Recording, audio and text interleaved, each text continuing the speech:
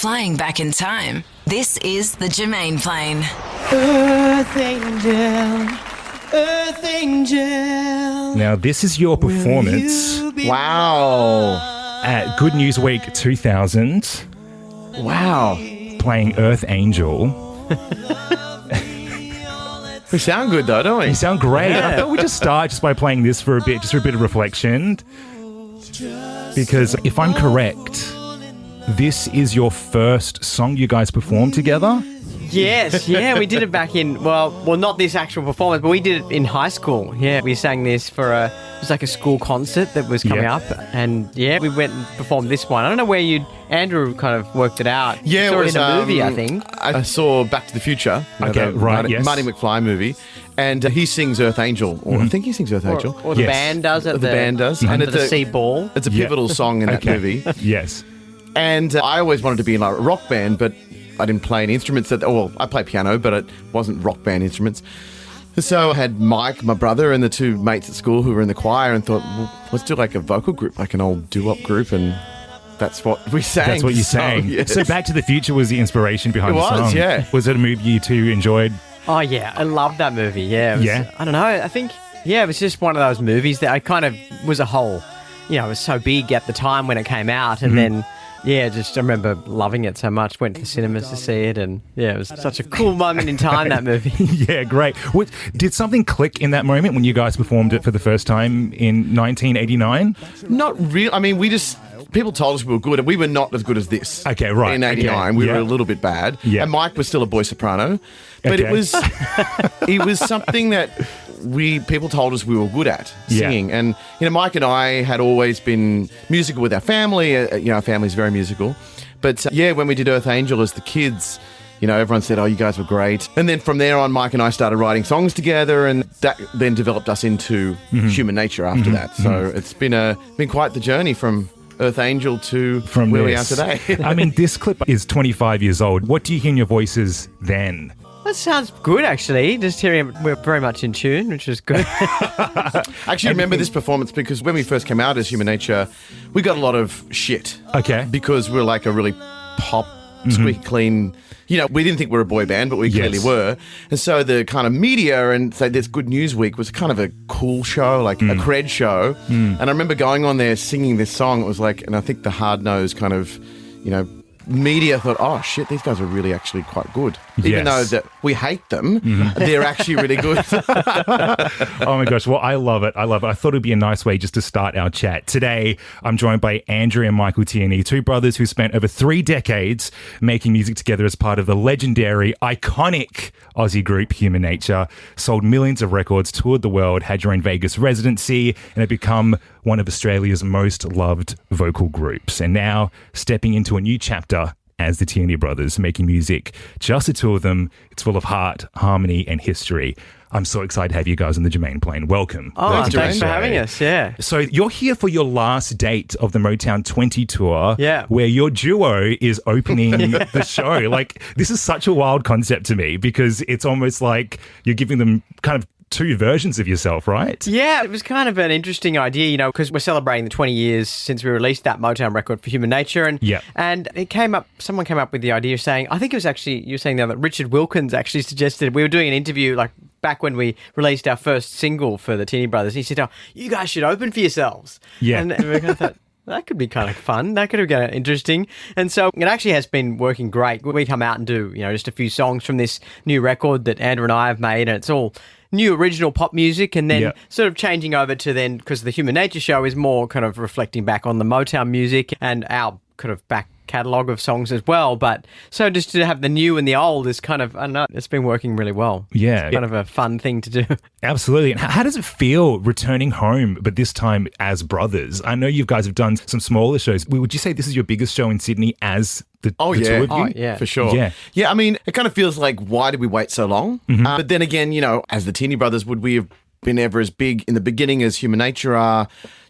That kind of success we've had as Human Nature is unique. And so, if we had just started as the Tierney Brothers, I don't think we could have then gone on to be Human Nature, you know what I mean? So, but we've always been who we are now. And so this platform that we have as Human Nature is an amazing gift to us to be able to now, okay, do something different as the Tierney Brothers. And hopefully the audience that love human nature will come along with us and we'll have some people discovering our original music again. But yeah, I think it's great to be back. And this show at Sydney was just huge. Like thousands of people, and to sing new songs to them is just awesome. Yeah, I love that. I love that so much. We're going to get into your journey as brothers, as human nature, everything like that. But the reason every guest that I have on my show, I have them on because there's something I can relate or resonate with them. And when it came to you guys, a duo, a brother, I really related because I grew up having a creative twin brother. Wow. And he and I used to professionally dance together. We used to produce movies and we did a lot of professional entertainment together. Cool. And creating with him was one of the biggest joys of my life. Yeah. But obviously as life kind of gets in its way, we've gone into two different directions now. And I have to say, I miss creating with him. Wow. Right. So when I saw that you guys were doing your Tierney Brothers project together, I had to get you on because I find it so inspiring. Oh, awesome. So I want to kind of delve deep into your brotherhood and to kind of, just to understand where all of this came from. So let's go back to Western Sydney when you guys grew up. What were your earliest memories of each other? We shared a bunk bedroom. Okay. That's something we remember quite vividly. Like it was one of those weird shaped ones. Like it wasn't an L shape. It was kind of packed on top of each other. Okay. So and I was on the top bunk with this little staircase on top. And then I remember we had like a wooden, from probably Freedom Furniture or Fabulous Pine or something, one of those 80s kind of furniture places. Yeah. And we had a desk. And I remember, musically, we kind of play around with this little sequencer and stuff. And we just have fun, playing together. We'd kind of play in the backyard or we'd make music together. It was just, our childhood was pretty fun. Yeah, okay. In the suburbs. Yeah, right. And what memories of music or playing around, goofing around as brothers? A big memory for me was always, I guess as a family, it was quite a musical household because our mum is a piano teacher.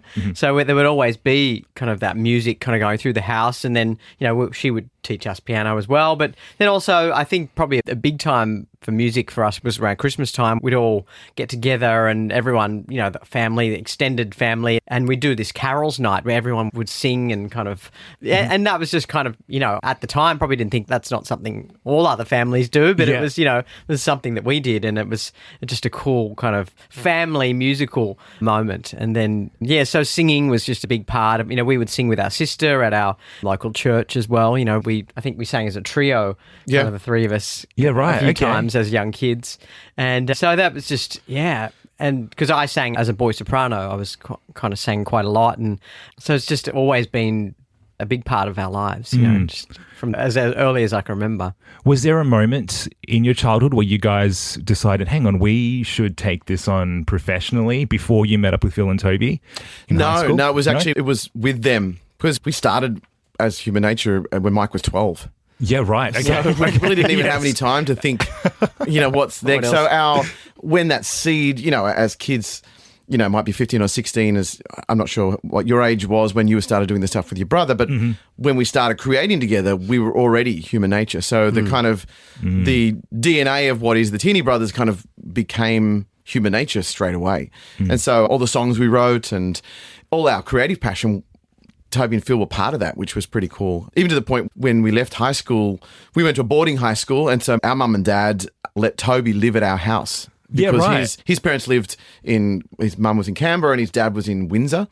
So he was either going to leave Sydney and leave the group, or mum and dad said, well, why don't you stay here? So he did. Oh my gosh, what an amazing decision to make. What a sacrifice, right? I know, right? Amazing. I love that. And what was I guess just going back to you guys growing up together, what was the music that was playing in the household? So when you guys were singing in church and doing all those things, what was the music then?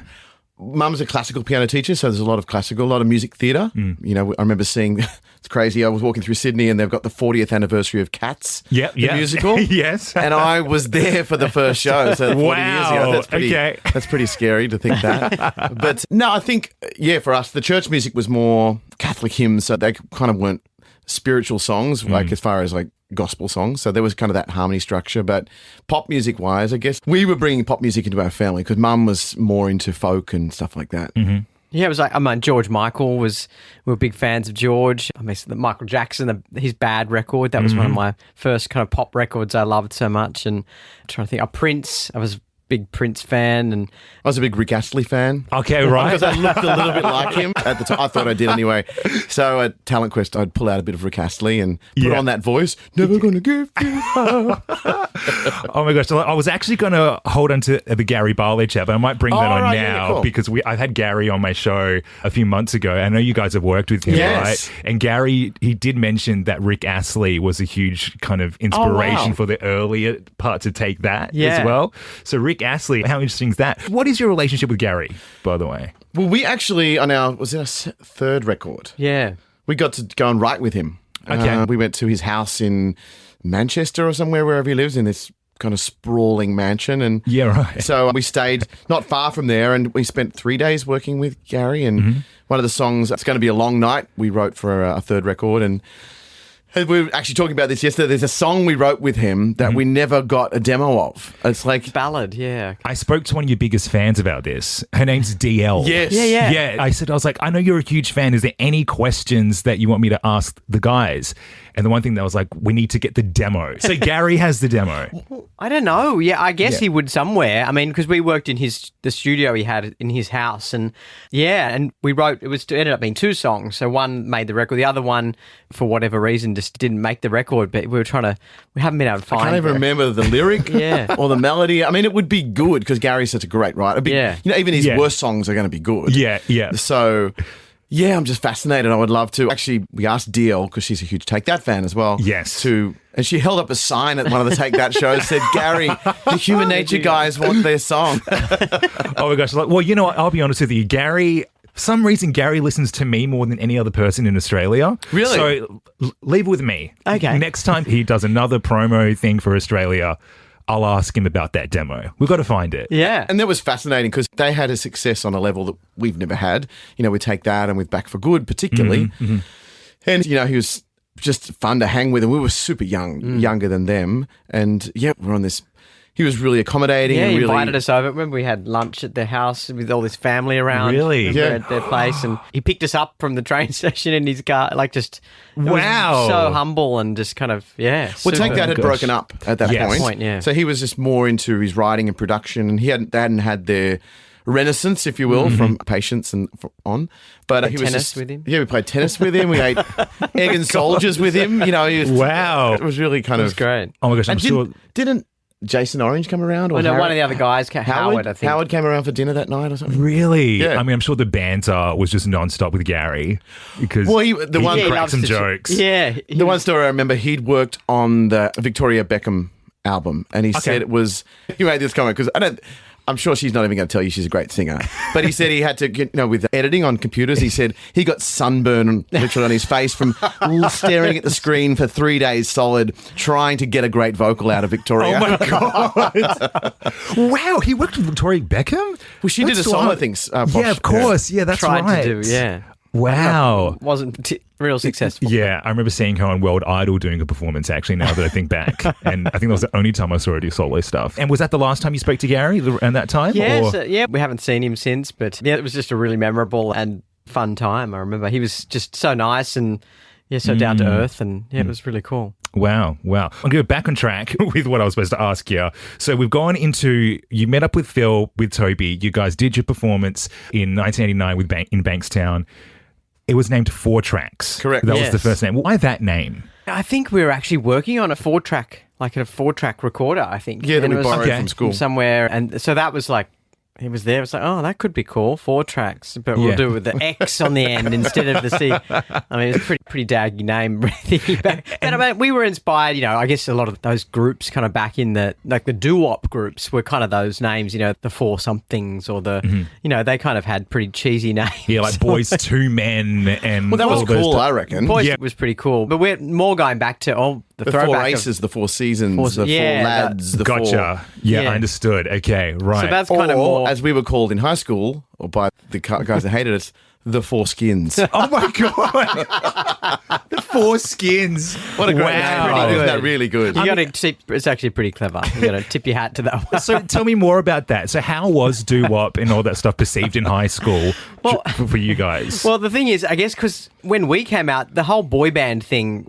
was not really happening in the world. You know, I guess there'd been New Kids on the Block. They were probably the biggest thing probably back in the late 80s, you know. And then there wasn't really and then Boys to Men, I guess, were probably a big inspiration for us because they were more classed as a vocal group, I think, you know. Yeah. So that was kind of what we were modelling ourselves on, and also going back to those sort of Temptations or, you know, and the Four Tops and those kind of groups. That was kind of our inspiration for getting together and doing, you know, things like Earth Angel and... Mm-hmm. So that was the inspiration. And then it was kind of after that we got into the idea of, okay, maybe we should find a pop voice for this group, you know, and we need to write songs and we need to have, you know, our own material and we can't just do covers and that kind of stuff. So, yeah, because we were just doing, you know, we would go and put a show together to do it at like local clubs, you know, we do kind of songs from the past and, you know, that's kind of where we cut our teeth doing live performance as a group, you know. So then Andrew and I moved into kind of writing original music, and that's kind of when we started to, you know, because people were suggesting, oh, you guys should try and get a record deal, and it was, but you need to have your own songs. So we kind of felt, well, okay, we better kind of go down this path and see if we can write some songs and find some people to collaborate with, and and that's sort of how that all came about. Were there any inspirations behind the sound that you guys wanted when you were writing original music? Because it's such a departure from doo-wop, you know, going from Earth Angel then to Telling Everybody. Like a bit of a change there, right? So was that inspiration? What made that bridge between the two? I really think it was Boys to Men. Okay. Yeah, it really was. When they came out with that album Motown Philly, it was like, even with the dum dum dum da da dum dum, I was like, oh, that's doo-wop, you know, and but it's cool and it's got sort of kind of R&B influence, and so we then thought, well, we could be the White Boys to Men, you know, because there wasn't one at that point, and so and we didn't take that with Just Breaking, so I mean, their music was a bit more dancey than we were trying, so that kind of didn't make sense. So it was really Boys to Men with a kind of blueprint, and George Michael, I suppose, as well. Like Telling Everybody has a little bit of Faith. I mean, Faith came on the radio the other day and I thought, oh, they're playing Telling Everybody. And no, it was... But yes, to your point, we'd done all this doo-wop stuff, and I remember playing Telling Everybody, which is one of the first songs Mike and I had written for our mum, and she goes, that's okay if you like that kind of thing. It sounds like Silverchair. Oh. Because it's got guitars in it. You know, it's got a dang, and to my mum's ears, it was like, that's... sounds like Silverchair. You really like that? Do you guys like that? And I think, yeah, we think it's cool.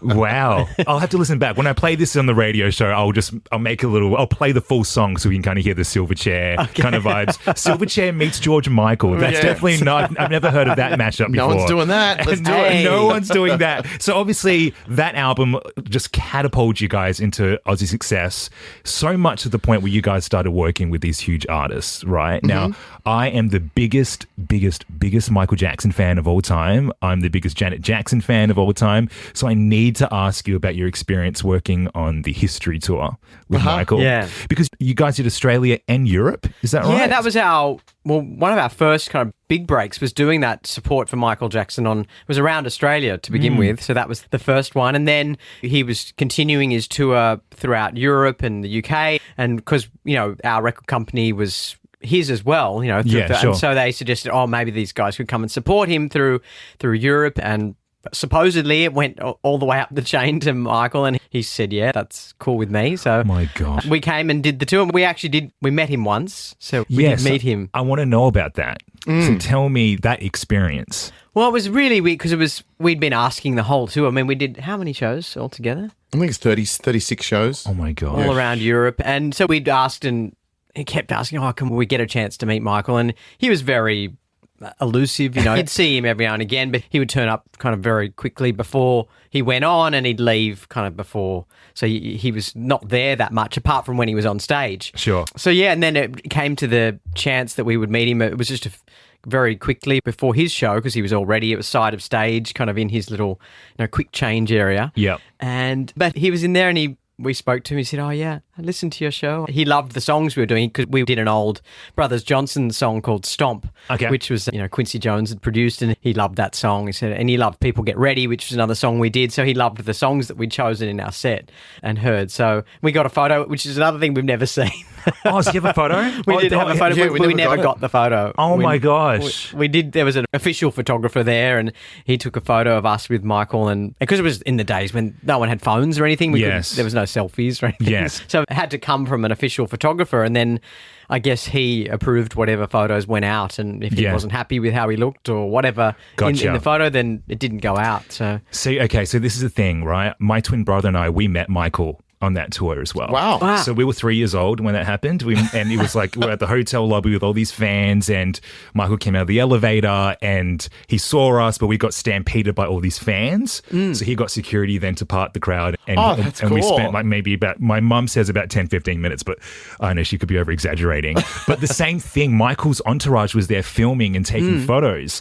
And we didn't have any of it. So when I find the footage, I'll ask about you guys as well. So you guys get that must photo be in a as vault well. somewhere. Yeah, The estate has it. I'm sure the estate has it. All that. I mean, all the photos, all the footage. He Yeah. was kind of crazy because his official photographer was some world-renowned National Geographic photographer that he'd just brought on the tour. Yes. This famous guy. And so he'd obviously just brought him on salary and just brought him around the world to photograph. Isn't that wild? Yeah.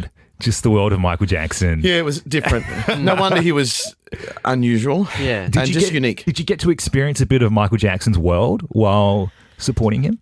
Only through hearsay, just like talking, the way the band would talk about him and the way people would just kind of accept his, unusual behavior as far as like how reclusive he was. Yeah. And he drank the tour manager had to prepare some weird green juice that Michael would drink before the show. meal. That was his meal. Right. And just certain things like he would only get ready to side of stage. So he'd be in this dark kind of, we'd call it a quick change because it's not your official dressing room, but he was literally just off the side of stage and that's where he got ready. And just this massive world. And I can only imagine like Taylor Swift, touring now. There's just, it's almost like a city goes with her everywhere. It was like that with Michael. What about the essence of his audience? Because I can imagine, growing up in Western Sydney, starting in churches and then fast forward, maybe a decade later, you guys are now on the biggest world stage of all time with probably the most excited crowds of all time. I mean, what was the feeling of that? Even after your performance and knowing that they're amped up for Michael, what was that energy like?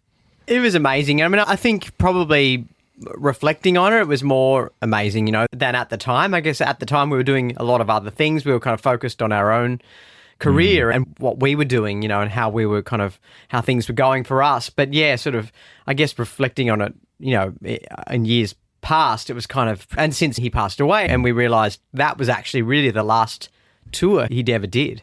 So it's kind of to be part of that and to kind of see that all up so close was pretty amazing, how, and just little things that we would get to watch the show side of stage, and just see him kind of up close, see what he would do and kind of the way he, his craft of showmanship, and how he would hold an audience and how he would stop and not move until the screaming stopped. He had these things that he would do. He knew how to capture an audience and how to keep them there and how to, kind of get that next little bit of, get that next bit of excitement. And I was watching a thing, I was talking about his performance at the Super Bowl, and the guy who was kind of producing the whole thing said Michael called him and said, "Don't start rolling until I take my glasses off." Yeah. And he stood there for like 5 minutes and they were all going nuts because I was like, we can't do anything. He's not going to start, because they didn't roll the track or the songs until, and so he just stood there. And he did that in his show. He would do things like that, just kind of stand and wait and take those moments. But it was really cool. I think he called that letting it simmer. You Yes. gotta let it simmer, and it's just letting the thing kind of just, I mean, gosh, what a dynamite performer, and he's just one of the best. Master. It would have been such an honor to support him. Let's talk about Janet then. What was the difference between Michael and Janet? Because you did the Velvet Rope tour, I believe, in '98.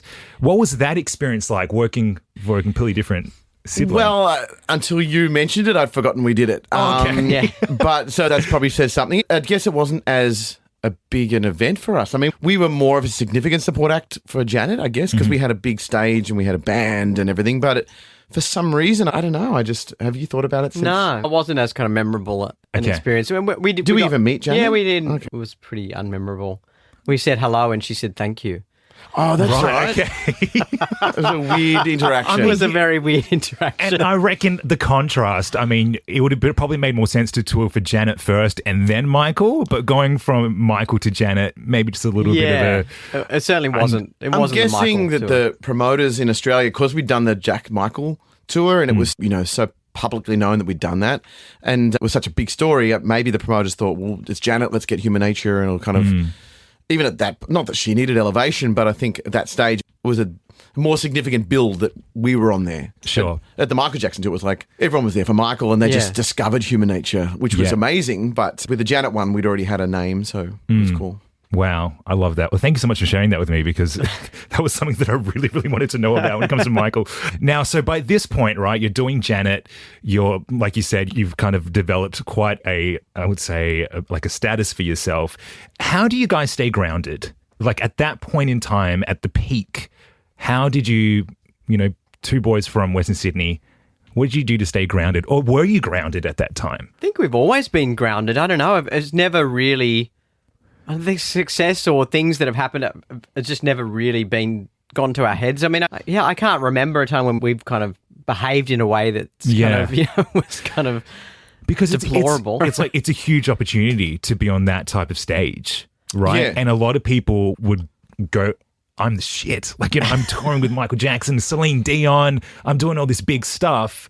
A lot of people in boy bands or, especially in the 90s would let themselves go, would completely just go to their head. What made you guys stay so grounded? I also think that the touring with Michael and that launch we got, it actually didn't turn into the success we dreamed of in the States or outside of Australia. Like we thought, okay, the success we're having in Australia, now we're on this Jackson tour, it's going to happen everywhere. And it didn't, it kind of, we got some recognition in the UK, and I think that was kind of maybe a lot like, oh, we've still got it. And that was a dream of ours to have success outside Australia. So I think when it didn't happen on that first record and the second record, maybe the fact that it was still pushing for that kept us grounded, because it was, Australia's super successful, but we really want this. And then the Backstreet Boys came out and then, there were so many other competing groups that were having huge international success and we weren't. At that point, I think that probably just made us think, okay, well, what have we got to focus on our craft, and every performance has got to be the best, and every song's got to be the greatest, and it wasn't just like, look at us, aren't we amazing? Right. Sure. So I think, in hindsight, maybe that lack of success kept us grounded rather than just having the whole world at our feet and just thinking, we were the shit. Yeah, good. I love that. You use that experience to sharpen your craft and to, create amazing work. I love that so much. I'm going to just share with you my favorite song that you guys have done. And it's one that a lot of Aussies hold so close to their heart. It's your song with John Farnham, Every Time You Cry. I mean, number 3 on the ARIAs, stayed in the top 50 for 17 weeks, platinum.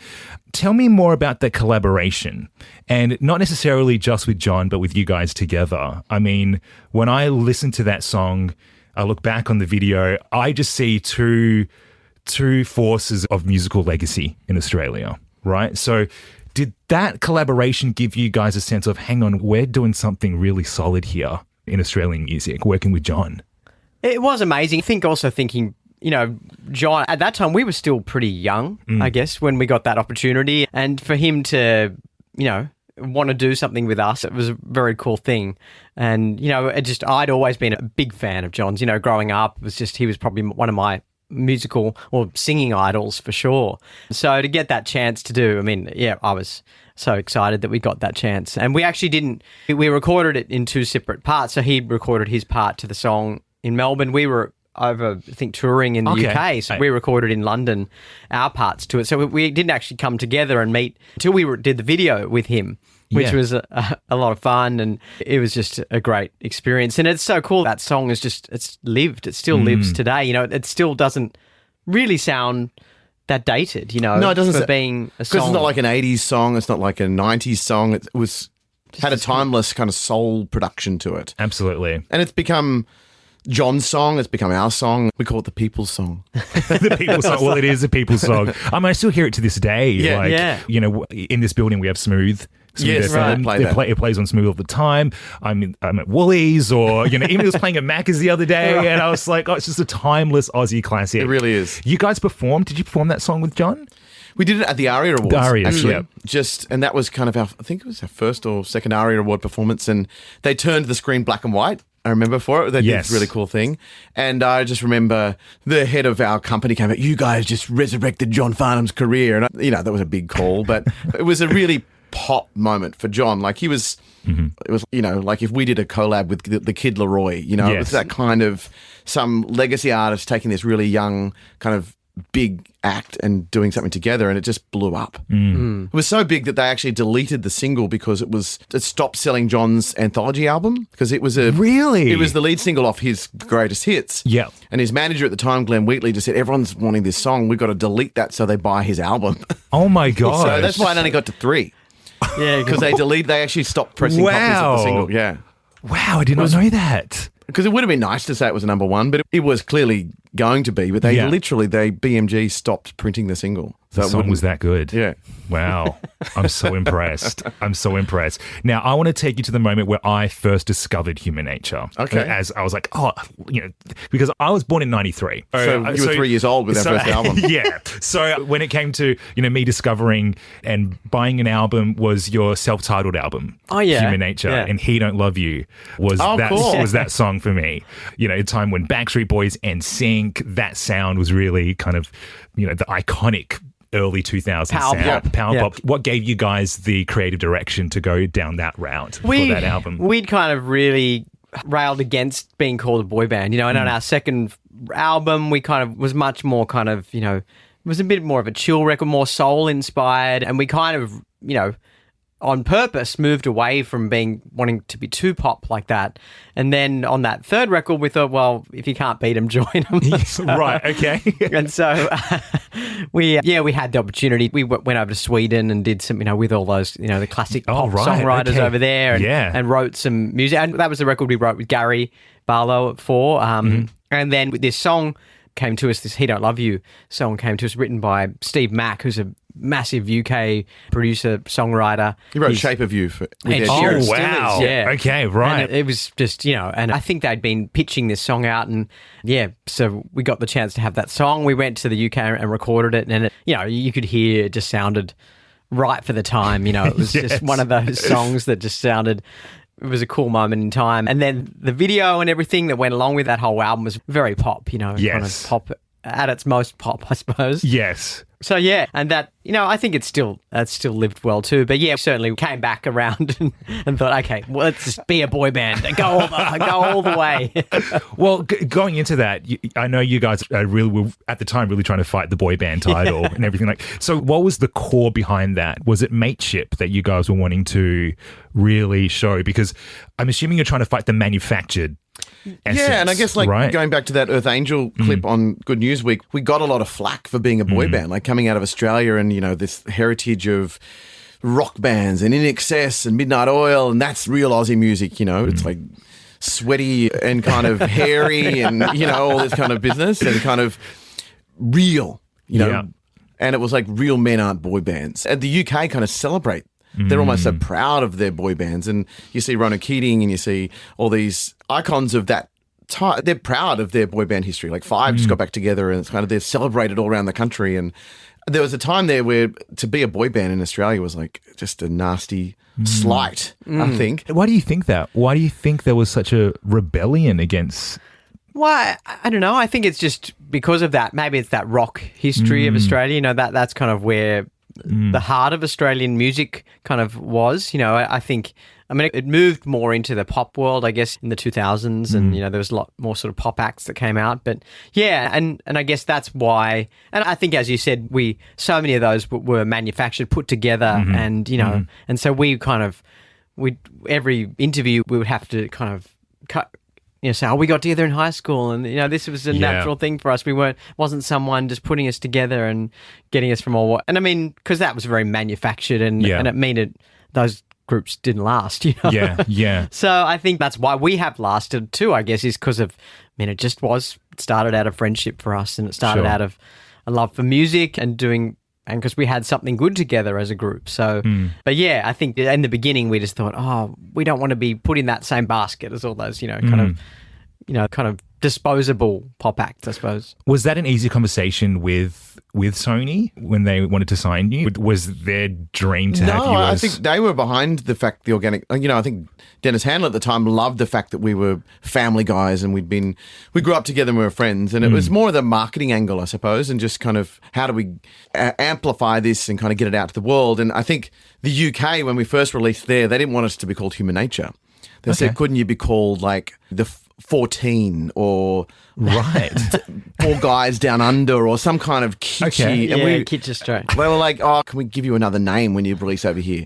Not the Four G'days or something. But they wanted something really Oh, right. cheesy and like, so that was kind of, that's where the push, and we'd go through Germany and we'd do photos and we'd want to be serious, kind of like, not kind of throwing gang signs at the, at the lens, but the photographers would go, you guys, we need more energy from you and we need like, can you make action at the camera and kind of, Oh my gosh. because the Backstreet Boys have probably been in there the other day and, they're giving, B-Rock's giving B-Rock signs and... I think NSYNC, their origin was in Germany as well. Yeah. And Yeah. you saw the way their image was produced back then. And then when they broke in America, like years afterwards, it was like a bit more of a refined image. And I guess if you're image-wise with He Don't Love You, I mean, NSYNC's success was probably something we were really inspired by with that. And I suppose Justin's influence on that and how incredible he is as an artist, I kind of thought, well, maybe you don't have to shy away from being a boy band if you've got talent. You can still actually have talent and kind of celebrate how pop you are. And so maybe that helped us change our perspective on it for a minute. Yeah. I love that. Let's go to Vegas. Okay, so sorry, just going forward a bit. When did that idea come about? When did the whispers of Vegas start that to do its came thing? out of because we had released the record of Motown music, which was a big success for us here. And then we created a tour for that, and we were kind of inspired by the old sort of Motown reviews that used to go around. We'd see footage of and where all the different acts would come on. And kind of, so we wanted to really be inspired by that in the way that we dressed. We were all in, the tuxes and the whole bit. And we had a really big, kind of band with the horn section and everything. And then a gentleman on the Gold Coast who had taken Thunder from Down Under to Vegas, he actually came and saw the Motown show that we did for that tour. And he said, well, he thought it would work great in Las Vegas, that kind of show. And so, but it took about 3 years for them looking at a room, and we were kind of interested in the idea and thought, oh, that could be kind of cool. And then, so it took a long time for it actually to become a room to become available for us to get that chance to go and do it. But it all came from that sort of that first Motown record. And when did Motown become part of the consciousness of the new direction of where you guys were going? It was always there, like even from Earth Angel and kind of, we flirted with one of the first songs we sang as in that kind of 4 tracks era was another song called Midnight Train to Georgia, which is an old Gladys. soul tune. Gladys Knight and the Pips. So there was always that kind of soul DNA. And Every Time You Cry was like, Smokey, John Farnham was Smokey and we were the Miracles. There was that kind of thing. So, I didn't think of that, So there was always there. And then I remember maybe the tour just before the Motown record, we put My Girl in the show just to see. We had this idea of, our career was kind of on a decline a little bit from the heady heights of Michael Jackson. And so we were thinking, this might be our last ever album so maybe we could do a Motown record and let's see what the crowd think of these songs and it'll be a fun tour. So we put My Girl in a show and said, hey guys, we're thinking of doing this and let's just see what do you think of this song. We did My Girl and people loved it, no doubt, like just that song. And so we thought, okay, this could work for a show.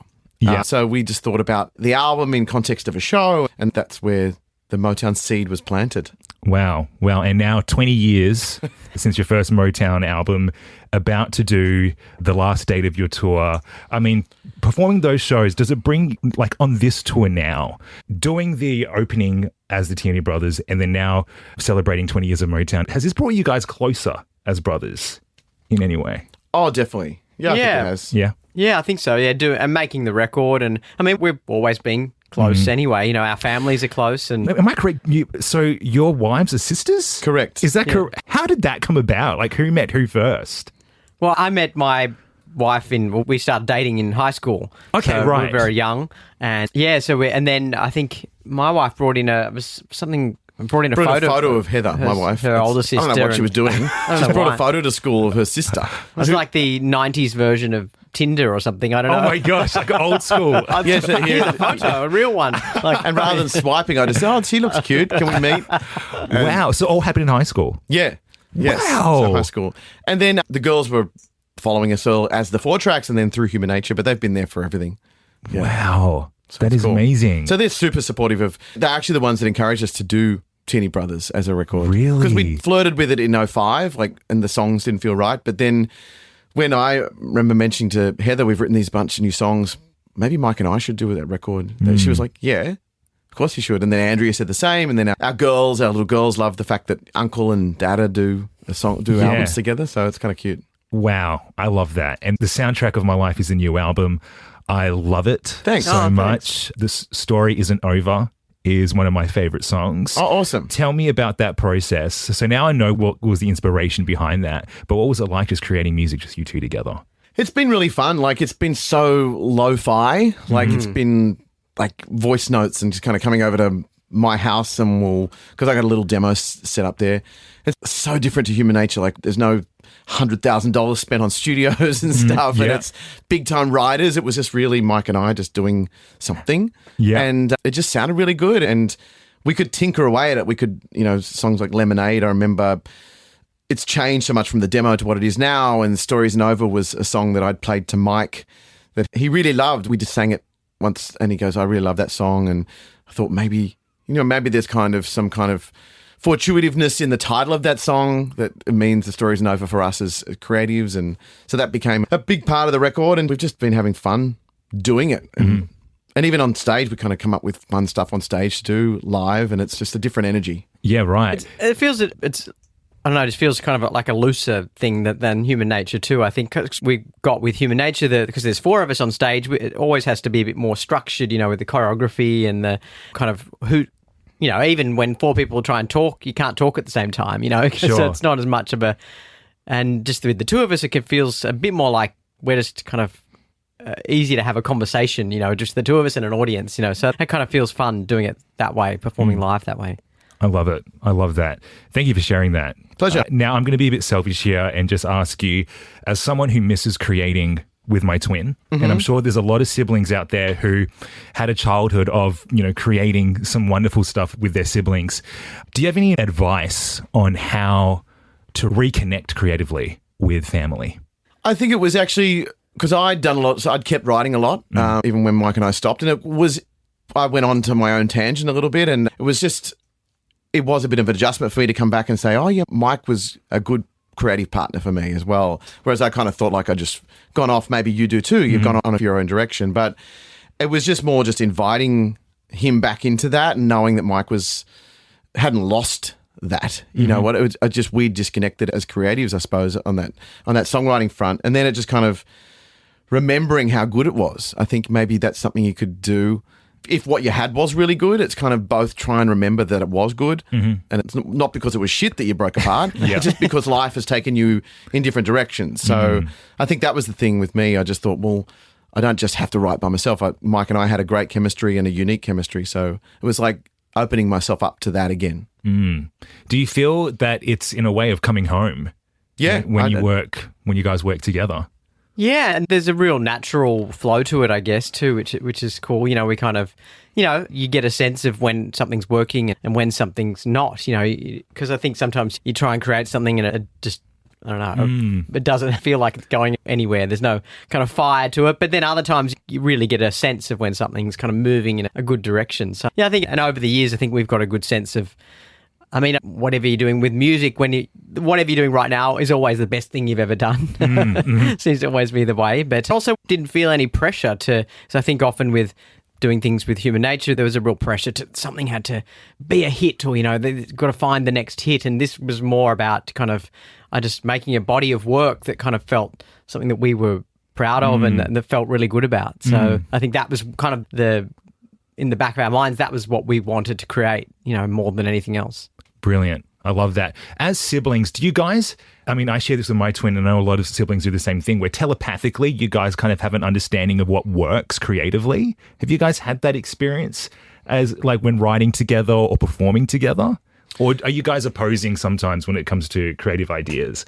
What is that like? The thing I like, if I like it and Mike likes it, I think that's when I know it's a good idea. If Okay. I just like it, I think, and Mike's going, oh, not sure, that's when I think, okay, well, maybe I need to check my thought on it. And I love that in songwriting together, that if we both think it's good, then it's good. So it's not a telepathic, but I can always tell when we're on the same page. Gotcha. So that's kind of fun rather than trying to convince each other. No, it's really good. You just Yeah. you don't see it yet. You don't see it yet. Yeah. So there's that energy, which is fun. It's a wonderful partnership. I love it. Before you guys go and do the last date of your Motown 20 tour and opening as the Tierney Brothers, there's a question I ask every single guest on the Jermaine plane, because we fly across different decades, different genres, different cities, different countries.